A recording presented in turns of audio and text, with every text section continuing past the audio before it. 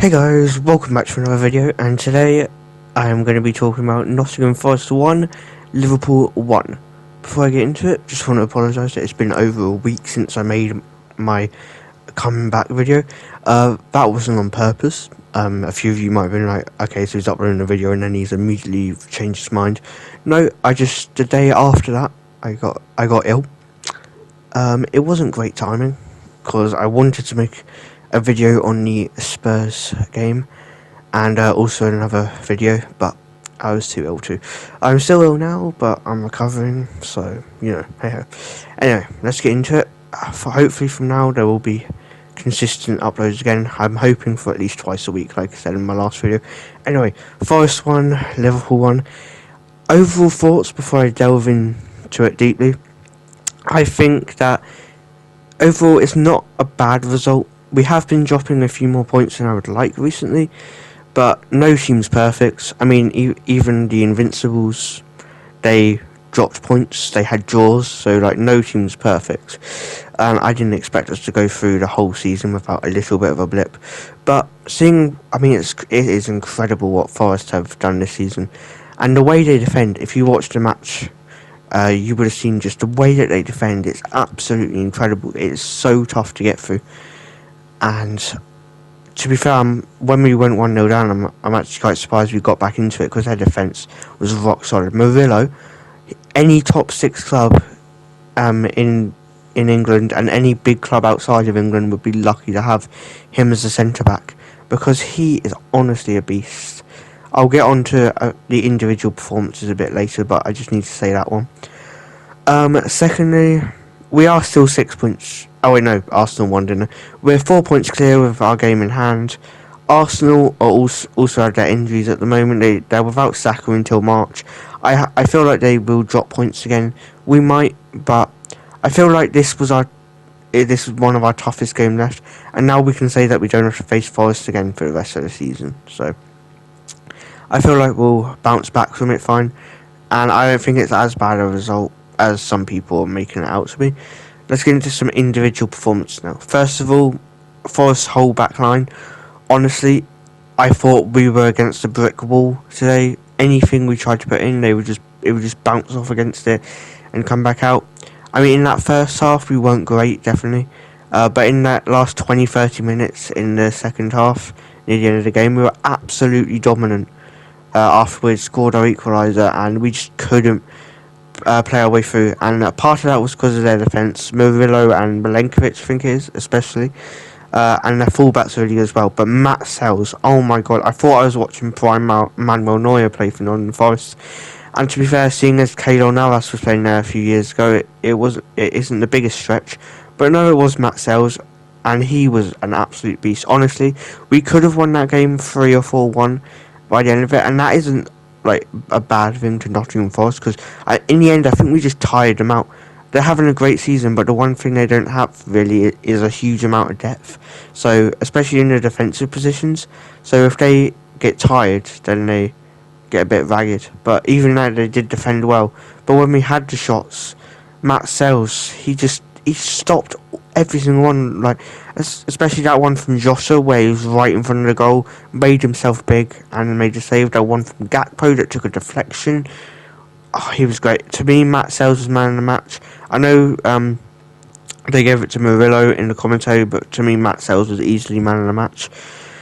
Next, I want to talk about Kostas Tsimikas and Diogo Jota. What a substitution. We were struggling in the game up until that point, and 22 seconds after they came onto the pitch, Kostas Tsimikas swings in a corner, and Diogo Jota, one of the shorter players in the team at 5'7", I think he is, gets himself behind Murillo, who misses the ball, and it just goes to Jota's head. And 22 seconds, that is the definition of an impact sub right there. And Slot made the right decisions on the touchline, I think, today, because after that, even just without their golden assist, after that, that's when we started to dominate the game and have all of those chances. And Jota definitely could have had another if it weren't for, like I said, Matt Sells. In my opinion, I think Diaz down the middle is hit or miss. Sometimes it works, sometimes it doesn't. But I feel at this point whenever Jota's come off the bench, he's proved himself. When he came back first against Fulham, when he came off today, I feel like he's got to have the starting place now, especially with Darwin being in such bad form. I think Diaz is a good option at striker, but when Jota isn't available, but when we do have Jota available, we've got to use him. And in my opinion, I think that from next game he should be starting down the middle. Obviously, that leaves you with the conundrum of Diaz or Gakpo on the left, and it will be tough to decide because both of them have been great this season. I'm kind of leaning towards Gakpo just because he is on great form right now, but Diaz is good either way as well. And next up, I want to talk about the subs. I do think Slot got a lot of things right, but some of the things I don't think he got right is Harvey Elliott and Federico Chiesa. First of all, Harvey Elliott. Harvey Elliott is our star boy. Whenever he comes on, I think we have so much more creativity, and he had a great pre-season under Arne Slot, which just makes me wonder why he doesn't want to play him, and why the hell he's being linked with a sale. Like, please do not sell Harvey Elliott. He could be at this club for the rest of his career if we don't sell him, and I love him so much. He plays so well.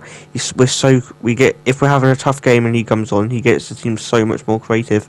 But Slot just doesn't seem to want to use him. He had a good game against Accrington Stanley, and just didn't play. Now Chiesa, I get that he's had his injury problems at the start of the season and that he had to train his way back. But now he's been back. He played 45 minutes against Accrington Stanley. He looked fit. He scored a goal, and Slot still chooses him to come off the bench.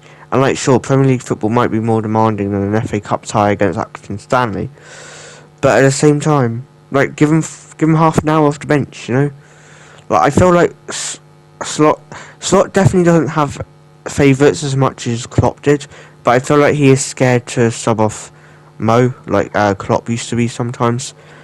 Obviously Mo doesn't have a bad game often, so you wouldn't want to sub him off in case he could give you that moment. But still, it wasn't his best today, and I think he'll bounce back, but it wasn't his best, and in my opinion, Chiesa should have came on. Yeah, Chiesa should have come on for him. But overall, I just think it's a weird decision from Slot not to bring either of them on.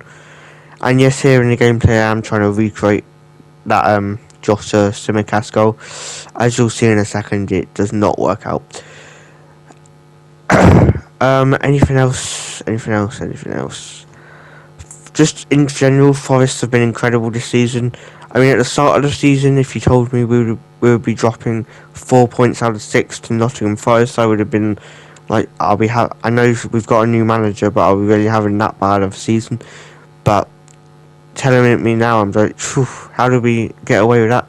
Because they've been really good, and obviously Arsenal still have to play them, Newcastle still have to play them, a lot of big teams still have to play them, and I think they will struggle against them.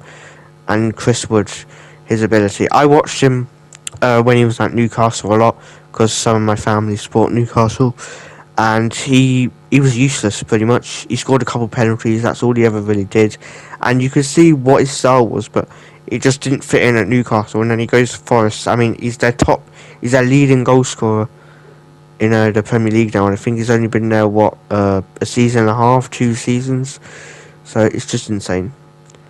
And he's a great player. He just needs the right environment for it. Anyway, that is my review of Liverpool, Nottingham Forest 1, Liverpool 1. Thank you guys for watching. Again, sorry for the big break.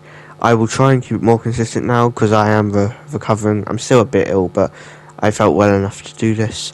As you might be able to tell, the background gameplay is EFC 25. I've managed to get to grips with it a bit.